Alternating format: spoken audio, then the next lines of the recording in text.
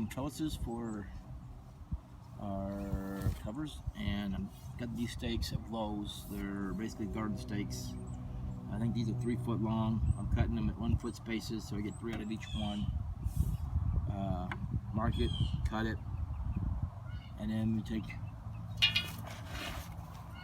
electrical PVC pipe, which is 10 foot long, 1/2 inch pipe, cutting it in half, and then I'm taking the stakes at about 26-inch interval, width-wise, put them in the ground where you got maybe 2 to 3 inches sticking above the ground.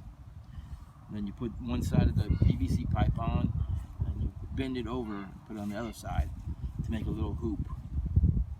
I have the finished component. Basically, you put it on that side, one side on the pipe, and you bend it down onto it, so you make the hoop. And now you're ready to put your covering over it.